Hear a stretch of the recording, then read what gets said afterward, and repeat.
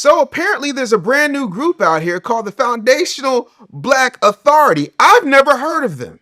I don't know who they are. I happen to be a foundational Black American.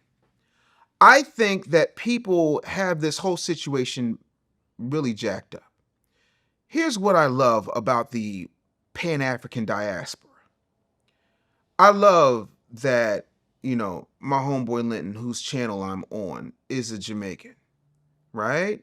Um, I love that I've got friends who are Nigerian. I got friends who are from Ghana. And if you want to start a real good bickerment, tell somebody from Ghana that Nigerian jollof is better. Tell somebody from Nigeria that, you know, uh, Ghanaian jollof is better.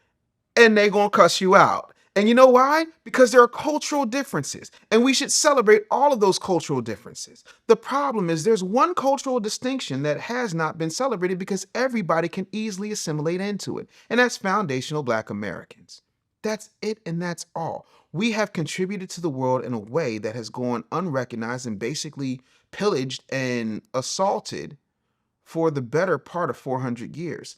And one of the main people who have assaulted us is Fat Joe himself. Because let's face it, Fat Joe has not had a hit worth talking about. I said hit, and by hit, I mean mainstream. You can argue with your mom, or you can argue with somebody who was in that game for about 3 decades. Fat Joe has not had one hit that did not have a foundational Black American on it.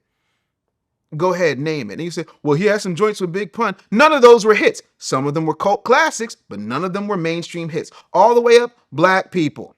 Lean back, Black people. Everything that he has done has been that. And then he has the unmitigated gall to identify as white on plenty of applications. The receipts have been pulled.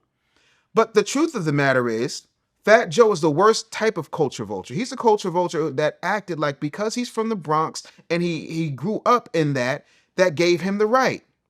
And so what does he do? He gets with other culture vultures like Scott Storch, who has stolen from plenty of Black people, up to and including my own cousin Kyle. But that's a conversation for another day. And DJ Khaled, who tried to say the N-word once and then got spanked. And that was the end of that. But Fat Joe's going to sit up here and say, these N-words is out of control, and these N-words are this, and these N-words are that. But wasn't Cuban Link, who was in the terror squad, wasn't he the guy who said that you said it's up for Black people, it's our time now? That doesn't sound like a melting pot to me, Joey. But you sit up here and you go to Math Hoffa and you start having these conversations about how we're terrorists and we're this and we're a hate group, this, that, and the third. So now culture is hate. But when you put a flag up in your Instagram profile, is that hate? When I go to the Puerto Rican Day Parade and enjoy arroz con pollo, is that hate? Or is that just cultural pride, right? And for the record, Puerto Ricans are made up of Black people, Tainos, and Spaniards. But you identify as white on paper, but it's real convenient that you have an issue with people wanting to delineate when those people happen to be the people that you've been vulturing off of for 3 decades. So what I would highly recommend you do is educate yourself, because what you're doing while calling us nigger is being absolutely disrespectful. And then you're talking about, well, Tariq Nasheed's their leader. First of all, Tariq Nasheed ain't leading nobody nowhere. He's just the guy who writes books and speaks. Are you the leader of Puerto Ricans? Or is it John Leguizamo? Oh, you see how ridiculous that sounds?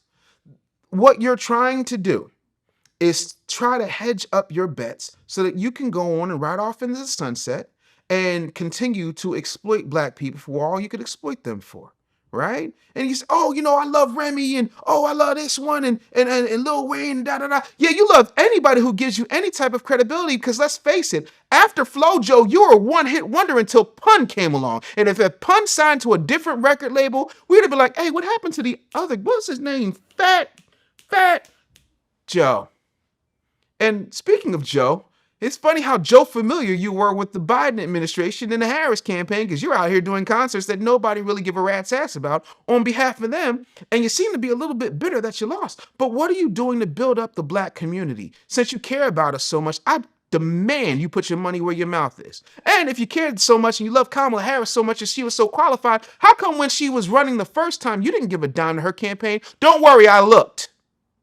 So when you start coming for foundational Black Americans from a sense of trying to call us terrorists and coming up with some made up term called the Foundational Black Authority, which doesn't exist, by the way, Joey. You would know that if you read a book or actually talked to somebody instead of talking down to someone and then talking disrespectfully to us behind our backs, you would understand that we have a right to delineate just like everybody else throughout the diaspora.